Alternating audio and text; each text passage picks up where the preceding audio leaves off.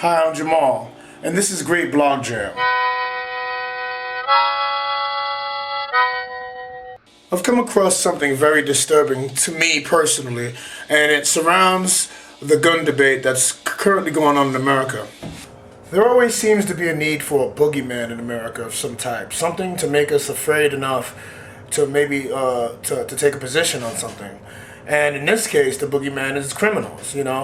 There's a total de-emphasis on an assault rifle as a dangerous weapon, because it's being seen as not dangerous unless a criminal is holding it. And I keep on hearing Wayne LaPierre talk about, we'll never get criminals to follow the law. These people are unsound. These people are not right in the head, or what have you.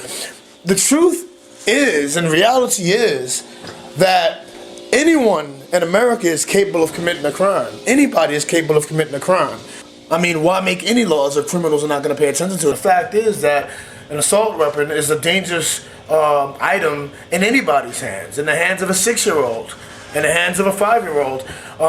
And on its own, an assault rifle is potentially dangerous. And I think that we need to recognize that an assault rifle is dangerous in the same way that a blowtorch is, or a chainsaw. A chainsaw cannot kill 100 people in 100 seconds, and it shouldn't be able to. Criminals are just people that make the wrong decisions, provided that they're guilty. Now, of course, I realize the irony of me sitting here sounding like I'm defending criminals. I mean, I don't partake in criminal activity myself. This doesn't bother me because I realize that I'm not really defending criminals, I'm defending people. I'm defending people, some of which make bad decisions that affect the rest of us, and some of us don't. But I'm just as capable of killing you as someone who's never been arrested, as I am as someone who spent 30 years in jail. I can kill you just as dead as a person who has never been to jail as I can as a criminal. So why make the distinction?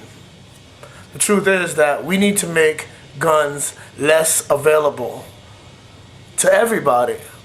And those that really want them, of course, you'll always be able to get it. That's guaranteed to you under your constitutional rights. But the fact is that not everyone should have one. And I'll start by saying that I shouldn't. For real. I guess what I'm trying to say is that you can't lock up all the quote-unquote bad people and expect there to be no violence. The fact is that ordinary people commit violence in America. Ordinary people, people like you and me, commit violence in America. America is a violent country. It's not just criminals. It's not just people that have served time in jail. And it's not just people who are, in gangs or what have you. Violence in America precedes gangs, precedes these minority gangs, or however you want to characterize them as.